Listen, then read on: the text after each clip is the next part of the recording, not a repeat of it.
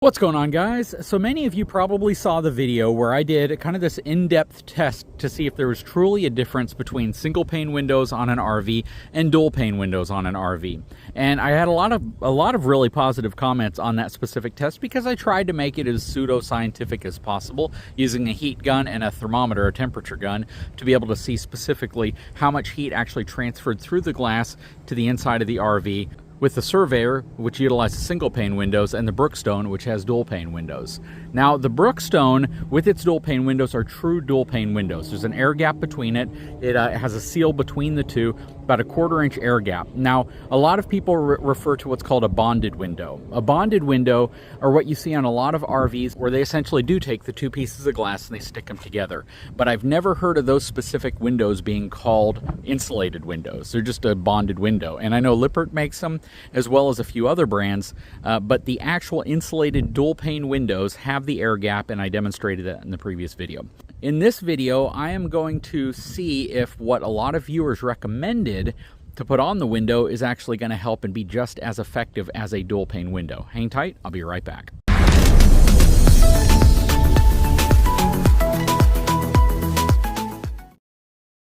All right, so at the Surveyor, single pane window, this is the one that we tested. We put a heat gun on it, and then we tested the temperature on the inside. Actually, we did this window, and I think it was like 136 degrees on the outside, and that transmitted directly to the inside, so the glass was 136 degrees on the inside as well. Now we're gonna try something that a lot of people recommended to see if it changes that outcome. Okay, so what I did was I went on Amazon, and I looked for a higher rated tint, specifically Nano ceramic window tint, and I found this MotoShield Pro Nano ceramic window tint, and this tint is 25% tint.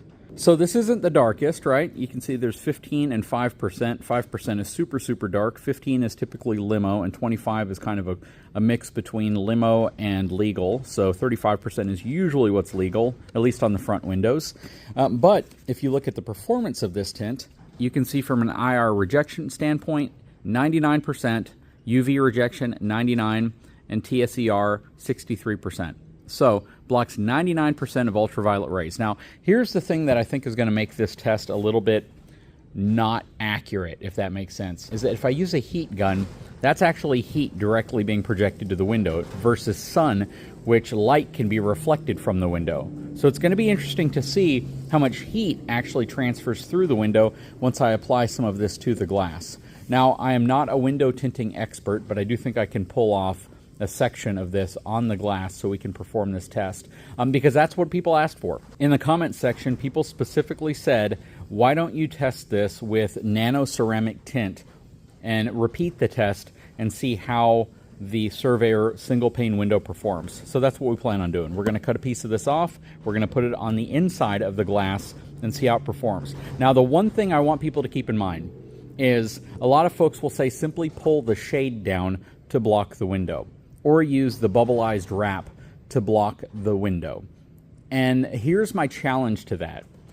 If you put something on the inside of the window that is spaced on the inside of the window, you are going to block a little bit of thermal transfer through that material. The problem is if that material is on the inside of the window and there's no seal around the edge of it, then that thermal transfer can escape around the side. Let me show you.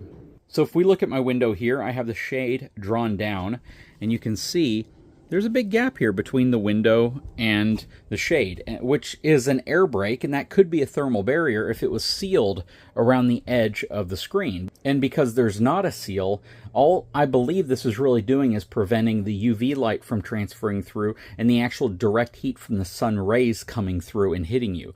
But as far as the window getting hot, think about it. This material is very thin. If this window is 150 degrees on the inside because of the heat that's hitting it on the outside, just drawing this down, yes, it will prevent the direct sunlight from coming through, causing other areas to get warm. But what it's not going to do, it's not going to prevent heat from escaping around the outside of this because there's no seal. There's no barrier for that to happen. So even though you're creating a level of thermal resistance here, that thermal resistance is essentially being vented out the side. Now, if you use like Astrofoil or something like that, you know, we personally use that. On our first two RVs, we would have the bubble wrap material, we would put it on the glass, and what you could tell very quickly is that the bubble wrap material would get insanely hot itself. It would get really, really warm. And again, don't just take my word for it. Ask anybody who RVs and uses it. Yes, it stops the light from coming through, which generates more heat whenever it reflects off of surfaces or whenever it's absorbed into surfaces.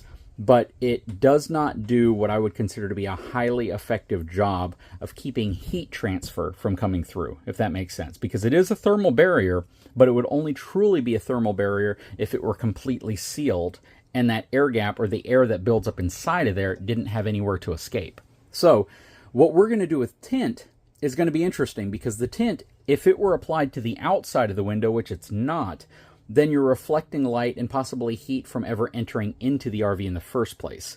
But because we're putting it on the inside of the glass, if the glass surface itself is heating up, then it's possible that the tint itself will reflect UV. It will reflect ultraviolet light from entering into the RV, which is a good thing. It's going to prevent how much of that heat buildup you get on surfaces from sun hitting it.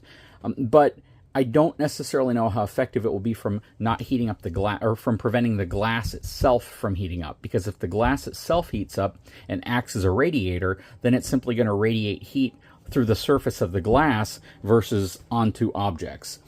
It would be similar to as if you just parked the RV in the shade, right, where you don't have the sun directly hitting it. The outside heat that's warming up the glass is still going to warm up the glass, even though the sun itself is being blocked, if that all makes sense. And again, I'm not a scientist when it comes to this, so I don't know 100% if what I'm saying is 100% accurate or not. But the only way for me to truly believe that heat itself can be left out when you're not in the sun, right now we're in the shade, is if you have that air gap to prevent the transfer of thermal energy through one pane into another pane into your RV. That air gap in between that's sealed is what prevents that from occurring.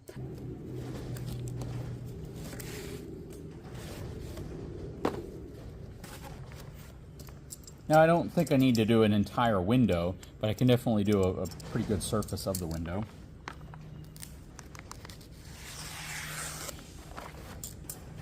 Now, probably like any growing up male teenager who was into cars, you know, I did attempt to tint windows a couple times, and, you know, I think probably after my 15th attempt I did a reasonable job. But that was a long time ago, and I'm not going to presume that I'm going to do a really good job with this, so I'm not going to do the whole window. I'm just going to do a small part of it for this demonstration. So right here, this piece of tint is probably 11 inches by 12 inches. It's a good size area, and we're going to throw this on the RV just so we can kind of get an idea of if this can actually stop that heat transfer. And again, I don't think this is going to do like a super effective job of stopping heat. I'm pretty sure it's going to stop the sun, which generates heat, of course, but if it's just hot outside, like a heat gun would be, and I'm projecting that heat directly onto the surface of the glass, it's going to be interesting to see what the temperature on the inside of the RV is when that's occurring. Okay, so I figure for the sake of accuracy, and just so people don't say I should have done it where the sun's hitting the glass, I went ahead and moved to the side of the RV that the sun is hitting, and that's this side right here. The glass is very warm right now, and I'll take a temperature meter here in a minute whenever I put the tint on, and I'll show you what it looks like on this side and what it looks like on this side with the tint after we've applied it. So this is going to be an interesting test. So the first thing I want to do to apply tint is I want to clean the window off. The glass surface is very hot right now. All right, the outside of the window is kind of dirty, so that might be what you see if you're looking at the smudges that you see, or not the smudges, but the water droplets. Next thing I'm going to do is get my tint ready.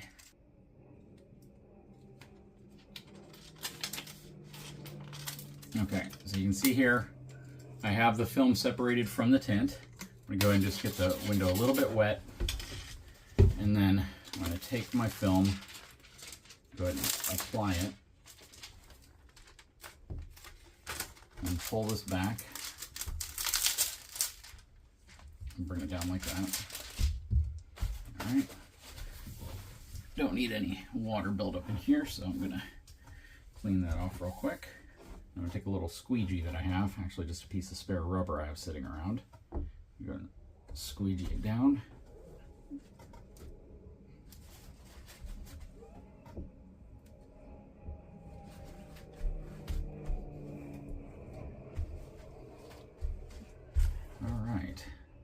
Perfect.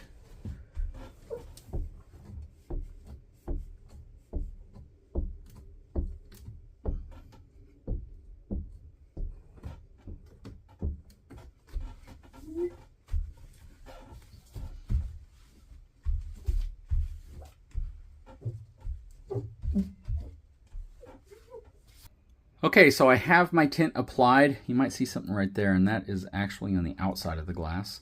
But tint is applied. You can see it's significantly darker now. The window already has tint on it from the factory, so this is actually making it a bit darker. You know, when everything's said and done, I might add it to the RV just to give it that extra darkness. And because I'm sure it is going to keep reflective light from coming in. I'm sure it's going to reflect out the UV. It's going to keep a lot of that out. And I'm sure that this part of the glass will probably be cooler than this part of the glass when I use the temperature, because it's not only tinted, but at the same time it is reflecting some of that radiant heat. Now, as far as actual temperature, if it were just 110 degrees outside, but the sun wasn't hitting this window, then I don't know if it's going to actually prevent that heat transfer, simply because this is now just a membrane stuck to the glass, if that makes sense. But we'll test some of this stuff out. All right. So it is very hot outside, at least on the surface of the glass. Let's test that here in a second. This right here, from a feeling perspective, I mean, the glass is still going to be hot until it cools down a little bit on the interior portion of it. But you can definitely tell the difference between the heat hitting my hand right here versus what's hitting my hand right here. So it's a lot darker. Again, this is nano ceramic tint. So let's go ahead and get the heat gun out. Or not the heat gun, but the temperature gun and the heat gun, and we'll start doing some temperature tests here. Okay, so I went inside of the garage, spent about 5 minutes in there, gave the glass behind this section a chance to cool down a little bit. Let's see how hot this section is that just has the factory tint, which is non-reflective, and it's not ceramic, and it's certainly not nano ceramic. And then we'll compare it to the area that we put the tint on. Right, so the surface of the glass is 102.3 degrees. Right here, 102.3. And then just to check over here, so even the surface of the table, 102.3 degrees. And on this side, we're just going to check to see what the temperature is because it's been in the shade. 85.4 degrees. 85.4. I'm going to swing back over here. 102. 106. So the surface right here is actually hotter, and I suspect because it's dark. And you know what darker colors do in terms of absorbing heat. 106.8. So we just did this in real time. So we're now at 104. 104. 107. So this temperature is actually going up. 104. 108. Wow. So again, the surface of the glass itself is actually getting hotter because I have dark tint. Now tint, of course, blocks light from coming in, so the heat on the table under this area is going to be shaded more and it's not going to come through, but it's actually getting hotter than the glass surface next to it. Let's check one more time, real time. 105, 105, 109. I wonder how hot that'll actually get. 106, 106, 108. Let's check out the outside. Okay, so we're outside of the RV now. I can see the little square tint right here. Next to it, 107 on the tint, 110.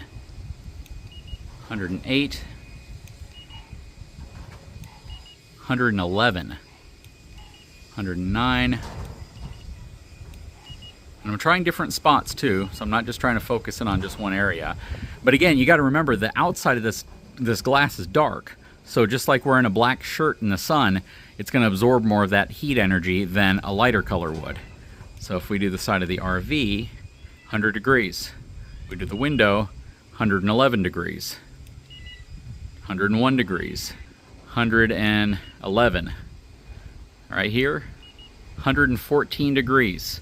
So the area with the tint is actually absorbing more heat and bringing that heat into the RV. Not in the form of like sunlight coming in, but from a radiator perspective, it's radiating the heat into the RV. So think about it like an electric stovetop, where the surface may not look hot, but if you touch it, it's certainly going to be hot. And that heat can absolutely be brought into your home whenever, or it can heat the space inside of your home just because it's radiating that heat into the space. 114 degrees, 112. Now we're back inside. I'm going to do it one more time before we do the heat gun test. So 109, 114.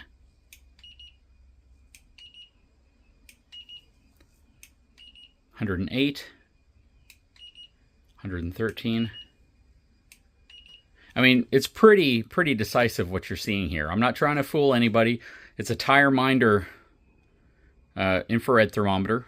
Okay, so the next test is a heat gun. I'm going to hold the heat gun to the outside of the window, about 5 inches off of the window, maybe 4 inches off of the window, for 20 seconds with this thing glowing red, and we're going to see how hot it gets on the outside. Then we'll come in really quickly and see how hot it gets on the inside. And I'm going to actually do it on both the regular glass as well as the tinted glass, or at least the part that we tinted with the ceramic nano tint.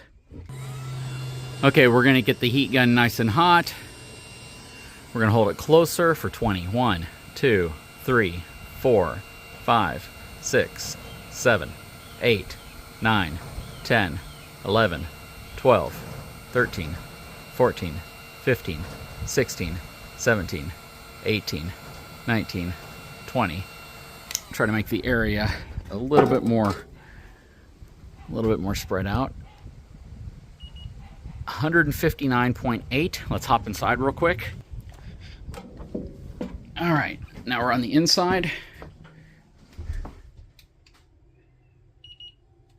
159 degrees, 112, 112, 116, 131. It's already starting to cool down a little bit.